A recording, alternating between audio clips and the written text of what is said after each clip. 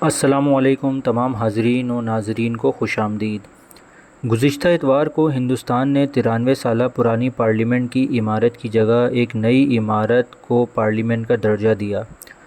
یہ نئی عمارت 65,000 مربع کلومیٹر پر مشتمل ہے، جس کے 4 فلور ہیں۔ اس کو بنانے میں 2.5 سال کا عرصہ لگا اور تقریباً $110 ملین لاگت آئی، جو پاکستانی 31 بلین روپے سے زائد کی رقم بنتی ہے۔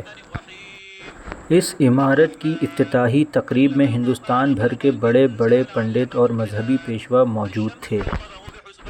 افتتاح کی اس تقریب کے دوران قرآن کی سورہ رحمٰن کی چند آیات بھی تلاوت کی گئیں، جس کا تذکرہ بطور خاص پاکستان اور انڈیا کے سوشل میڈیا پر کیا جا رہا ہے۔ اس موقع پر انڈیا کے وزیر اعظم اپنی کابینہ کے ارکان کے ساتھ موجود تھے اور ان کے ساتھ دیگر مذاہب جیسے جین مت، سکھ مت اور عیسائیت کے پادری بھی وہاں پر موجود تھے۔ ان تمام لوگوں نے خاموشی کے ساتھ نہ صرف سورہ رحمٰن کی تلاوت کو سنا، بلکہ وہاں پر دیگر مذاہب کی مذہبی کلمات کو بھی ادا کیا گیا۔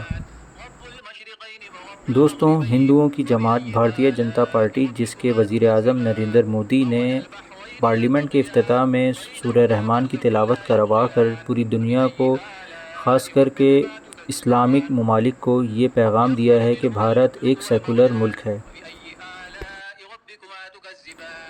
اللہ تمام مسلمانوں کو اپنی حفظ و امان میں رکھے۔ بہت شکریہ۔ والسلام علیکم ورحمۃ اللہ وبرکاتہ۔ ويبقى وجه ربك ذو الجلال والإكرام فبأي آلاء ربكما تكذبان